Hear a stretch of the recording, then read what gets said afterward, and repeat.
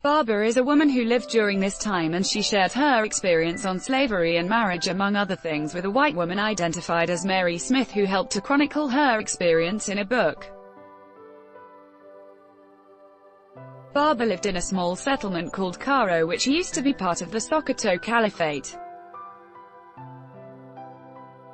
She met with Mary Smith in 1949, and Mary in turn wrote her story, and it later became a key text in the study of Africa during the pre-colonial times. During that time, wars were going on in the Sokoto Caliphate, and slavery was one of the results. Mary in her book revealed that the chief was known to call out to the drummers to alert the town people of the danger, and people were known to run into the town gates to escape capture. Excerpt from the book reads, "In times of war, the chief would order the drummer to climb up on a high place and beat the deep drum so that the villagers and people in the surrounding hamlets should come inside the town walls. The drum rhythms said, 'Come in, come in, come in.'" Some of Baba's family members were captured during one of such raids, but they were later released after paying a huge amount. They went first to the hamlet of my father's brother, Abangida. The raiders came at night. They broke into the compound and took away 3 of his children and his wife, who was long pregnant, and about 10 of his slaves. 30 days later, we heard that the raiders had gone away, and father said they could go out of the town to look at his rice fields near the river. They were all working. Silence. Then suddenly, there were horsemen and men on foot surrounding them. The farm slaves ran away, but the raiders caught father's wife and Cardo's bride. They tied their hands across their breast, each hand on the opposite shoulder with rope, and they carried him off to Castina. We were in our compound inside the town when the slaves came back and said they had been seized.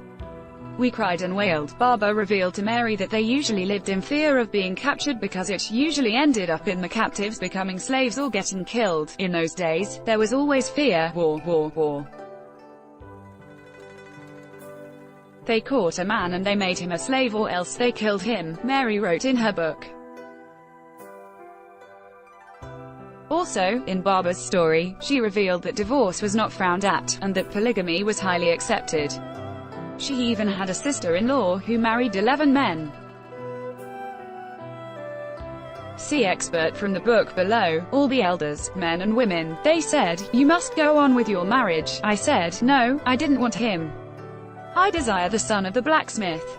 When Auntie Rabi came home, I knew she would help me. I told her that I didn't like the marriage, and she said, "Very well, go and break it up." She further explained that she married her cousin to please her father. There was also Malam Megari who wished to marry me. I promised him I would come to him later. Duma came to visit me. I accepted his money because father wanted me to do so. But because I didn't really love him, I left him after a few years. Duma was tall and handsome and sensible. We lived together in peace with no quarreling. She later got married to Malam Megari after separating peacefully from Duma. After 15 years, Baba also separated peacefully from Megari and got married to Malam Hassan, who was a prison keeper and a farmer. Baba was not done with marriage because after Hassan's death, she got married to another man, Ibrahim, even though she was staying apart from him. The union was called a marriage of choose because they lived apart. Baba had no children of her own till her death in June 1951, but she answered mother to many people. Top 5 facts you didn't know about the Hausa people. Source.